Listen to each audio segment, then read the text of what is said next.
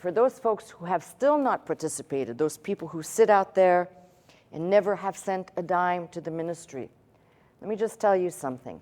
I get this literally every single week, either from the phone lines or from social media, people saying, this is incredible, there's nobody out there.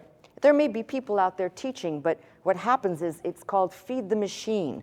So a ministry that might start off as a Bible-based ministry has to keep basically the budget up, has to keep the things that are perhaps over and above Bible teaching coming in. That requires people to do a lot of fundraising. I don't do that here. We are completely dependent on your tithes and offerings. So when people say, how does the ministry function? Tithes and offerings. And again, there's ample teaching on the network that plays, so I'm just going to say this one time. I know a lot of folks go to the internet and they will watch YouTube videos from this ministry and they never will participate.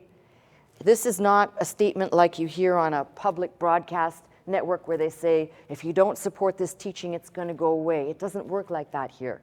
How it works is basically, if you have had the receiver to receive God's word turned on in your heart, it means God is expecting you to do your part. And whether that begins with taking a step of faith, but at some point, it all comes down to, this isn't like, oh, I'm raising money for a project or we're doing things. This is how the Church of Jesus Christ has always been supported, not by gimmicks, not by finding causes or charities, but purely and strictly by people understanding what the teaching that they have received. According to the Apostle Paul, you are to koinonia, jointly participate with the one who teaches you, and that's what we do here. So if you are being taught in the Word, the responsibility is yours. That's all I have to say about that.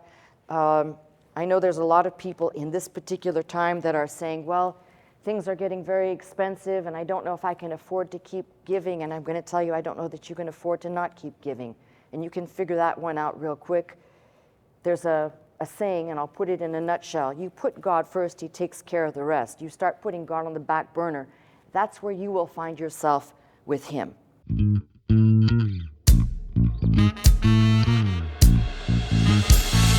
To this house, magnify the Lord, lift up holy hands, our hearts in one accord.